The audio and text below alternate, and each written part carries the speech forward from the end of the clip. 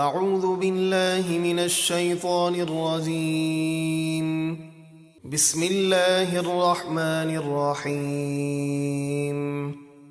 ان فی خلق السماوات والارض واختلاف اللیل والنہار والفلک التي تجری فی البحر بما ينفع الناس وما انزل الله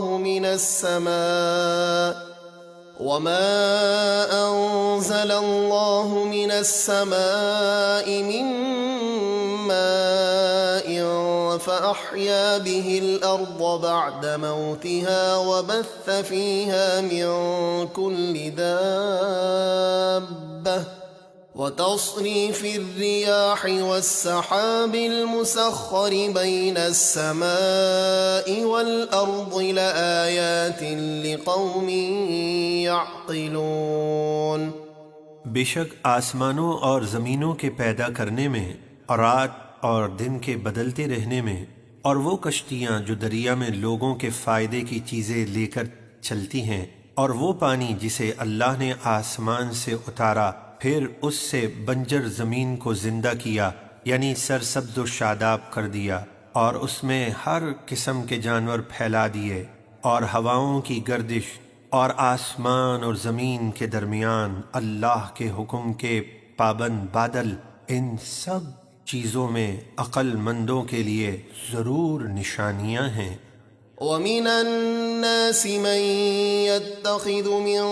دُونِ اللَّهِ أَندَادًا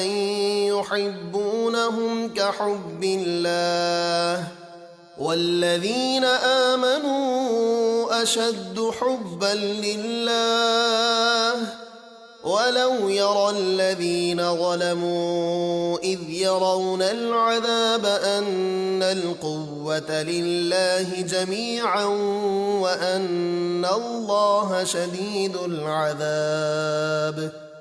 اور کچھ لوگ اللہ کے سوا اور معبود بنا لیتے ہیں، وہ ان باطل معبودوں کو اللہ کی طرح محبوب رکھتے ہیں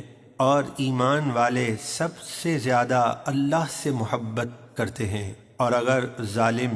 دنیا ہی میں عذاب آخرت دیکھ لیتے تو ضرور جان لیتے کہ ہر طاقت کا مالک اللہ ہی ہے اور اللہ کا عذاب بہت سخت ہے۔ اذ تبرأ الذين اتبعوا من الذين اتبعوا ورأوا العذاب وتقطعت بهم الأسباب۔ جب کافروں کے پیشوا اور سردار اپنے پیروکاروں سے بیزار ہوں گے اور عذاب دیکھیں گے اور ان کے سب رابطے اور تعلقات ٹوٹ جائیں گے۔